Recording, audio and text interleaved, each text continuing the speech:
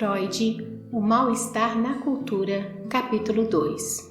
Em meu escritório intitulado O Futuro de uma Ilusão, tratou-se muito menos das fontes mais profundas do sentimento religioso e muito mais daquilo que o homem comum entende por sua religião, do sistema de doutrinas e promessas que, por um lado, lhe esclarece os enigmas deste mundo com invejável completude e, por outro, lhe assegura que uma providência cuidadosa zelará por sua vida e, numa existência do além, compensará eventuais frustrações. O homem comum não consegue imaginar essa providência de outro modo a não ser na pessoa de um pai grandiosamente elevado. Somente um pai assim é capaz de conhecer as necessidades da criança humana, compadecer-se com suas súplicas, apaziguar-se com os sinais de seu arrependimento. Isso tudo é tão manifestamente infantil, tão alheio à realidade, que se torna doloroso para uma mentalidade humanitária pensar que a grande maioria dos mortais nunca poderá se elevar acima dessa concepção de vida. Mais vergonhoso ainda é saber do grande número de nossos contemporâneos que não podem deixar de reconhecer que essa religião é insustentável e mesmo assim procuram defendê-la parte por parte em lamentáveis combates de retirada. Gostaríamos de nos misturar às fileiras dos crentes para admoestar os filósofos que acreditam salvar o Deus da religião ao substituí-lo por um princípio impessoal, vagamente abstrato. Não tomarás o nome do Senhor teu Deus em vão. Se alguns dos maiores espíritos das épocas passadas fizeram o mesmo, não é lícito invocar seu exemplo. Sabemos por que tiveram de agir como agiram. Voltemos ao homem comum e à sua religião, a única que deveria levar esse nome. O que primeiro nos ocorre é a reconhecida declaração de um de nossos maiores poetas e sábios que trata da relação da religião com a arte e a ciência. Quem tem arte e ciência tem também religião. Quem não tem nenhuma das duas, que tenha religião. Por um lado, esse dito opõe a religião às duas realizações supremas do homem. Por outro, assevera que em seu valor vital elas podem ser substituídas ou permutadas entre si. Se também quisermos negar a religião ao homem comum, evidentemente não teremos a autoridade do poeta ao nosso lado. Experimentemos um caminho peculiar para nos aproximarmos da apreciação de seu enunciado. A vida, tal como nos é imposta, é muito árdua para nós. Nos traz muitas dores, desilusões e tarefas insolúveis. Para suportá-la, não podemos prescindir de lenitivos. As coisas não funcionam sem construções auxiliares, nos disse Theodore Fontaine. Esses expedientes talvez sejam de 3 tipos. Distrações poderosas que nos fazem desdenhar nossa miséria, satisfações substitutivas que a amenizem e entorpecentes que nos tornem insensíveis a ela. Algo desse gênero é imprescindível. Voltaire tem em vista as distrações quando termina o seu Cândido com o conselho de que se deve cultivar o próprio jardim. A atividade científica também é uma distração desse tipo. Satisfações substitutivas, tais como as oferecidas pela arte, são ilusões se comparadas com a realidade, mas mesmo assim não são menos eficazes psiquicamente, graças ao papel que a fantasia conquistou na vida psíquica. Os entorpecentes influenciam o nosso corpo, alteram seu quimismo. Não é simples indicar o lugar da religião nessa série. Teremos de prosseguir buscando. A questão da finalidade da vida humana foi colocada inúmeras vezes. Jamais obteve uma resposta satisfatória e talvez nem sequer a admita. Muitos dos que a levantaram acrescentaram que, caso se descobrisse que a vida humana não possui finalidade, ela perderia todo o seu valor para eles. Mas essa ameaça não muda nada. Parece antes que temos o direito a deixar tal pergunta sem resposta. Seu pressuposto parece ser aquela arrogância humana da qual já conhecemos tantas outras manifestações. Não se fala de uma finalidade da vida dos animais, a não ser que seu destino consiste em servir ao homem. Só que isso não se sustenta, pois com muitos animais o homem não sabe o que fazer, a não ser descrevê-los, classificá-los e estudá-los. E inúmeras espécies animais escaparam inclusive dessa utilização, pois viveram e se extinguiram antes que o homem as tivesse visto. Outra vez, só a religião sabe responder à pergunta sobre a finalidade da vida. Dificilmente se cometerá um erro ao julgar que a ideia de a vida ter uma finalidade depende inteiramente do sistema religioso. Por essa razão, passaremos a uma pergunta mais modesta. O que os próprios seres humanos, através de seu comportamento, revelam ser a finalidade e o propósito de suas vidas? O que exigem da vida? O que nelas querem alcançar? É difícil errar a resposta. Eles aspiram à felicidade, querem se tornar felizes e assim permanecer.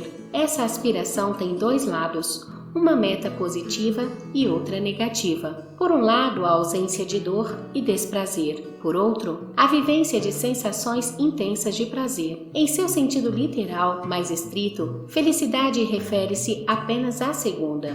Correspondendo a essa bipartição das metas, a atividade dos seres humanos se desdobra em duas direções, segundo busquem realizar predominante ou mesmo exclusivamente uma ou outra dessas metas. Como se percebe, o que estabelece a finalidade da vida é simplesmente o programa do princípio do prazer.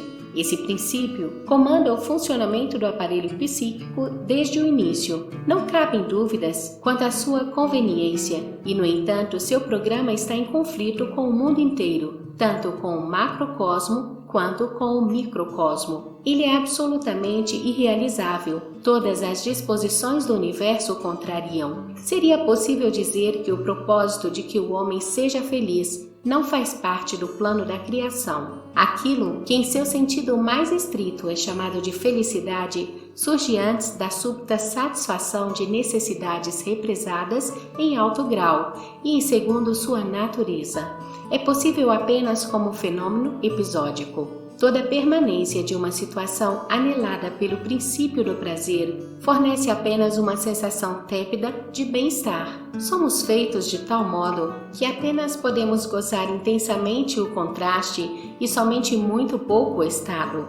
Dessa forma, nossas possibilidades de felicidade já são limitadas pela nossa constituição. Muito menores são os obstáculos para experimentar a infelicidade.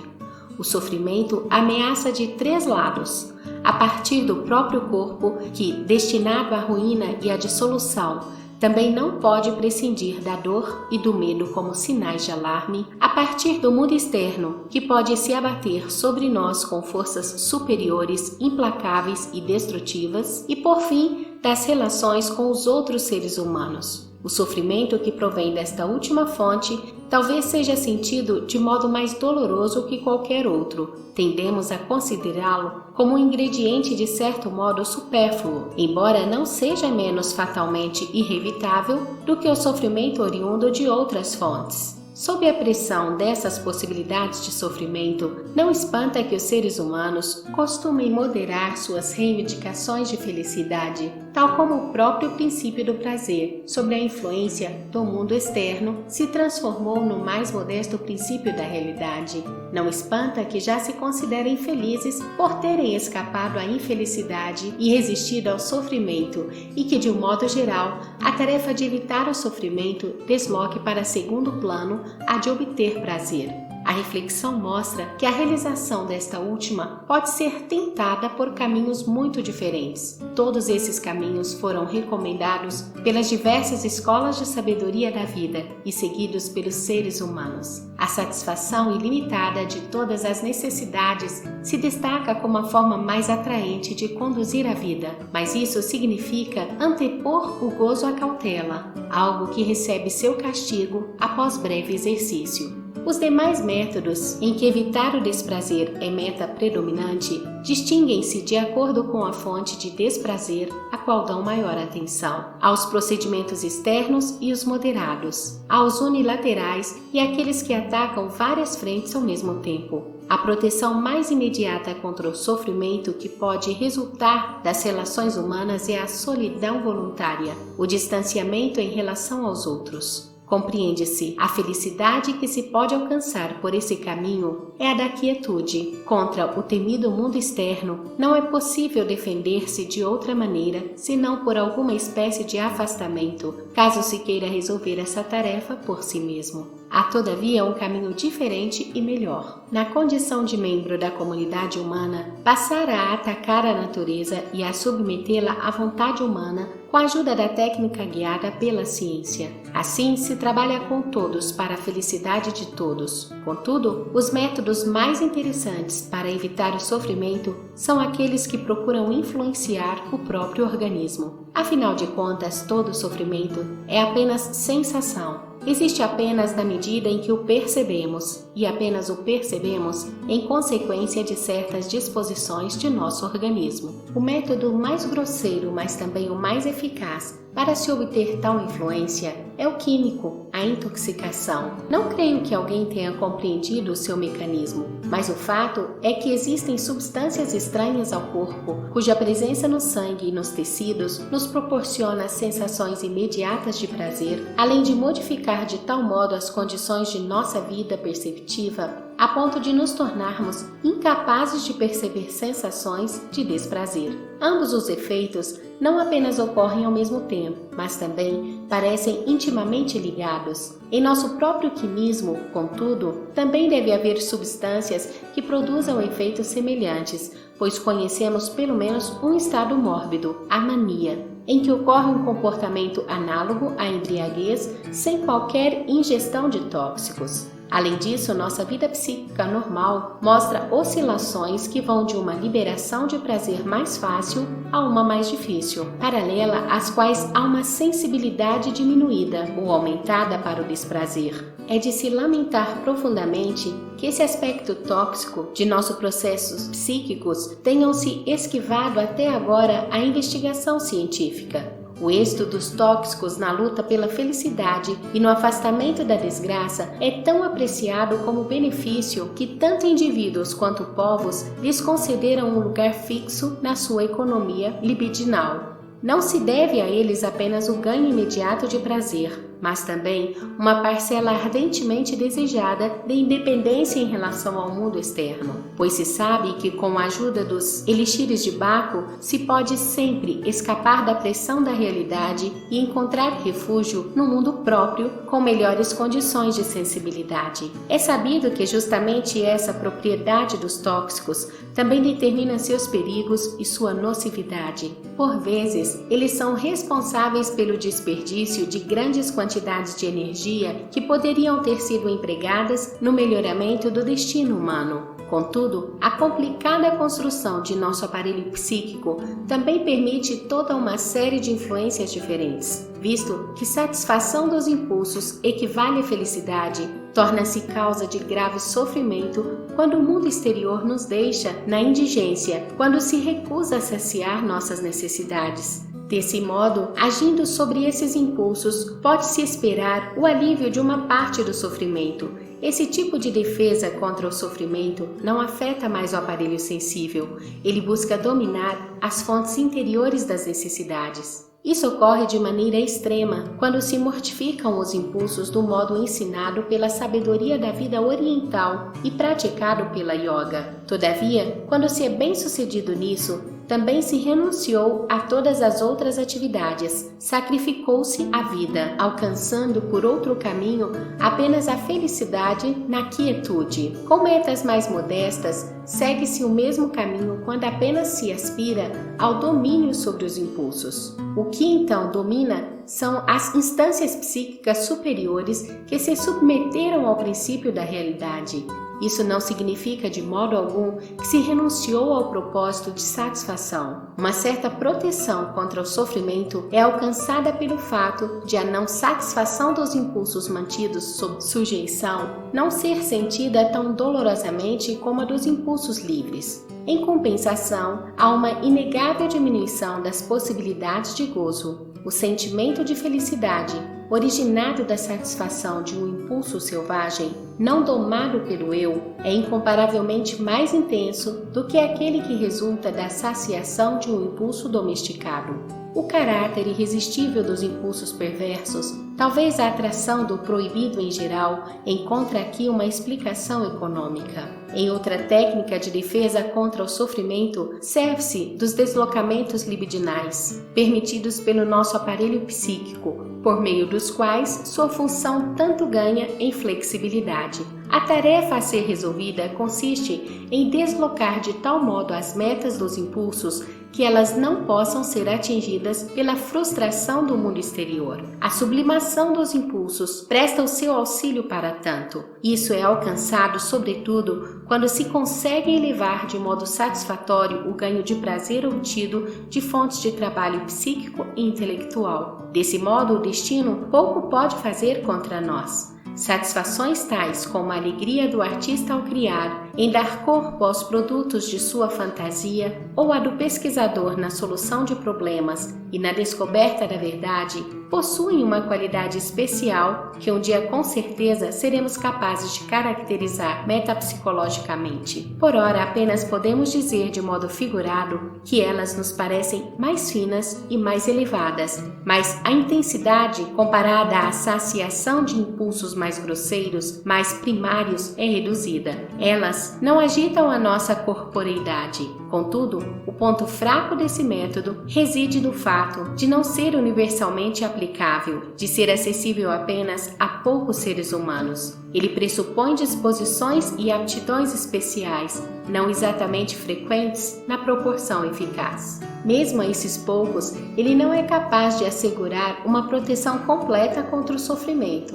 Não lhes oferece uma couraça impenetrável contra as setas do destino e costuma fracassar quando o próprio corpo se torna a fonte do sofrimento. Se esse procedimento já revela com clareza a intenção de procurar independência em relação ao mundo exterior, na medida em que a pessoa busca satisfação nos processos interiores psíquicos, os mesmos traços se destacam com intensidade ainda maior no procedimento que agora passamos a examinar. Nele, a ligação com a realidade se torna ainda mais frouxa. A satisfação é obtida a partir de ilusões reconhecidas como tais, sem que se permita que o seu afastamento da realidade perturbe o gozo. A região de onde provém tais ilusões é a da fantasia. Quando o desenvolvimento do senso de realidade se completou, ela foi expressamente dispensada das exigências da prova de realidade e foi destinada ao cumprimento de desejo de difícil realização. No topo dessas satisfações fantasísticas se encontra o gozo de obras de arte, também tornado acessível a quem não é criador através da mediação do artista. Quem é sensível à influência da arte não tem palavras suficientes para louvá-la como fonte de prazer e consolo para a vida. No entanto, a suave narcose em que a arte nos coloca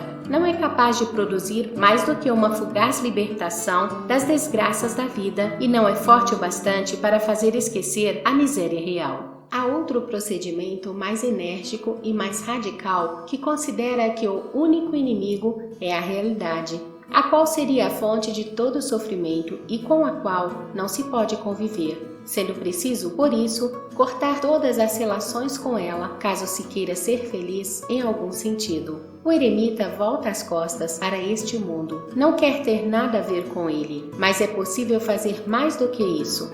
É possível querer a sua transformação, a construção de um outro mundo em seu lugar, do qual os aspectos mais insuportáveis sejam eliminados e substituídos por outros mais de acordo com os próprios desejos. Em regras, não alcançará coisa alguma quem segue esse caminho para a felicidade com revolta desesperada.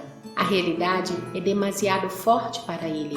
Irá enlouquecer e dificilmente encontrará quem o ajude na realização de seu delírio. Afirma-se, porém, que cada um de nós se comporta em algum ponto de maneira semelhante ao paranoico, corrigindo um aspecto insuportável da realidade por meio de uma formação de desejo e introduzindo esse delírio na realidade. É particularmente digno de nota o caso em que um grande número de pessoas empreende conjuntamente a tentativa de obter garantias de felicidade e proteção contra o sofrimento mediante uma transformação delirante da realidade. Precisamos caracterizar também as religiões da humanidade como delírios coletivos desse tipo. e quem toma parte do delírio, obviamente nunca o reconhece como tal. Não acredito que seja completa essa enumeração dos métodos através dos quais os seres humanos se esforçam em obter a felicidade e manter o sofrimento à distância. E sei também que a matéria admitiria outros arranjos. Um desses procedimentos eu ainda não mencionei, não que eu tenha esquecido, mas porque ele ainda nos ocupará em outro contexto. E como seria possível esquecer justamente essa técnica da arte de viver? Ela se distingue pela mais notável associação de traços característicos. Obviamente, ela também aspira à independência em relação ao destino. Esse é o melhor nome que podemos lhe dar. E com esse propósito, desloca a satisfação para processos psíquicos interiores, servindo-se para isso da já mencionada deslocabilidade da libido, embora não se afaste do mundo externo, mas ao contrário, se agarre aos seus objetivos e obtenha a felicidade a partir de uma relação afetiva com eles. Ao trazê-lo, tampouco se satisfaz com a meta fatigada e resignada, por assim dizer, de evitar o desprazer, mas passa por ela sem lhe dar atenção e se aferra à aspiração original, passional, de realização positiva da felicidade. Talvez ela de fato se aproxime mais dessa meta do que qualquer outro método. Refiro-me, é claro, àquela orientação da vida que toma o amor como centro, que espera toda a satisfação do fato de amar e ser amado.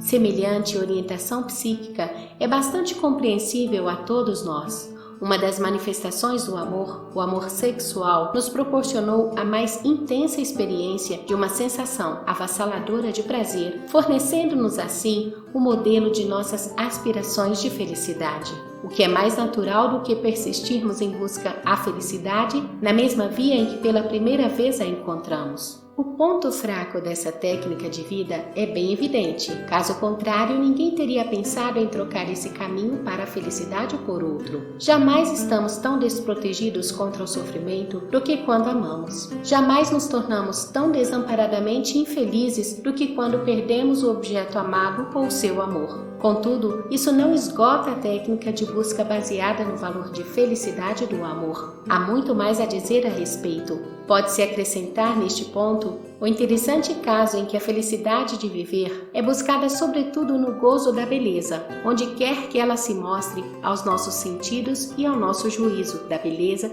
das formas e dos gestos humanos, dos objetos naturais e das paisagens, das criações artísticas ou mesmo científicas. Essa postura estética em relação à meta da vida oferece pouca proteção quanto a sofrimentos iminentes, embora seja capaz de compensar muitas coisas. O gozo da beleza tem um caráter sensível particular, suavemente embriagador.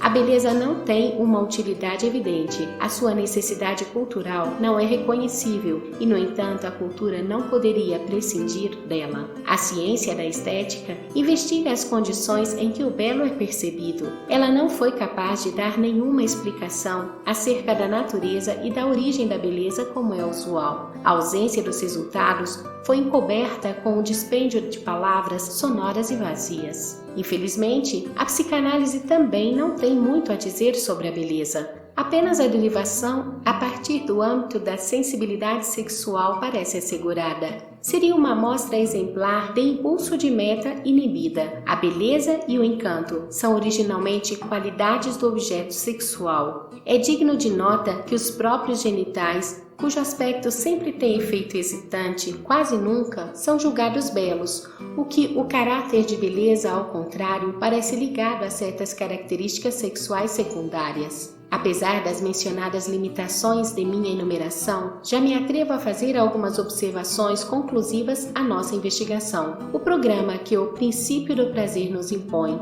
o de sermos felizes, não é realizável, mas não nos é permitido. Ou melhor, não nos é possível renunciar aos esforços de tentar realizá-lo de alguma maneira. Para tanto, pode-se escolher caminhos muito diversos, colocados em primeiro lugar o conteúdo positivo da meta, o ganho de prazer, ou negativo, o de evitar o desprazer. Em nenhum desses caminhos podemos alcançar tudo o que queremos. Nesse sentido moderado, em que é reconhecida como possível, a felicidade é um problema da economia libidinal do indivíduo. Não há conselho que sirva para todos. Cada um precisa experimentar por si próprio a maneira particular pela qual pode se tornar feliz. Os mais variados fatores farão valer seus direitos para lhe indicar o caminho de sua escolha. Trata-se de saber o quanto de satisfação real ele tem a esperar do mundo exterior e até onde é levado a se tornar independente dele. Por fim, também, de quanta força ele julga dispor para modificá-lo conforme seus desejos. Já nisso,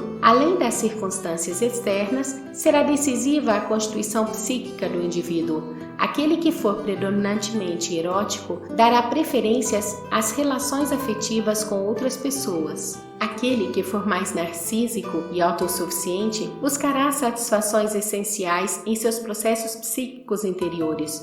O homem de ação não renunciará ao mundo exterior, no qual pode demonstrar a sua força. Para os tipos intermediários, o gênero de seus talentos e a medida de sublimação dos impulsos de que forem capazes se tornarão determinantes para o direcionamento de seus interesses. Toda decisão extrema implica a punição de expor o indivíduo a perigos que a influência da técnica de vida escolhida com exclusividade traz consigo. Do mesmo modo que o comerciante cauteloso evita investir todo o seu capital num só lugar, assim talvez a sabedoria de vida também aconselhe a não esperar toda a satisfação de uma só aspiração. O êxito nunca é certo, depende da convergência de muitos fatores, talvez de nenhum outro mais do que da capacidade da constituição psíquica em adaptar a sua função ao âmbito e aproveitá-lo para o ganho de prazer. Quem tiver herdado uma constituição de impulsos particularmente desfavorável e não tiver passado de modo regular pela transformação e pelo reordenamento, imprevisíveis para realizações posteriores de seus componentes libidinais, terá problemas em obter felicidade a partir de sua situação exterior, sobretudo quando colocado diante de tarefas mais difíceis. Como última técnica de vida que ao menos lhe prometa satisfações substitutivas, oferece-se a ele a fuga para a doença neurótica, na maioria das vezes já efetuada na juventude.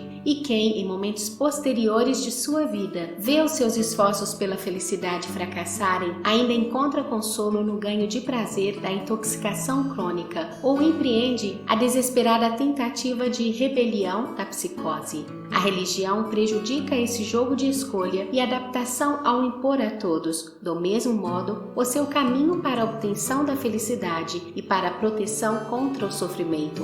Sua técnica consiste em depreciar o valor da vida e desfigurar a imagem do mundo real de modo deliberante, o que tem como pressuposto a intimidação da inteligência. A esse preço, mediante a fixação forçada no infantilismo psíquico e a inclusão no declínio coletivo, a religião é bem-sucedida em poupar muitos seres humanos da neurose individual. Mas pouco mais do que isso, há, como dissemos, muitos caminhos que podem levar à felicidade, tal como esta é alcançável pelo homem, mas nenhum que leve a ela com segurança. Também a religião não pode cumprir a sua promessa. Quando o crente fielmente se vê forçado a falar dos desígnios inescrutáveis de Deus, confessa com isso que nada lhe restou como possibilidade de consolo e fonte de prazer no sofrimento, senão a submissão incondicional. E se está disposto a ela, possivelmente poderia ter se poupado o rodeio.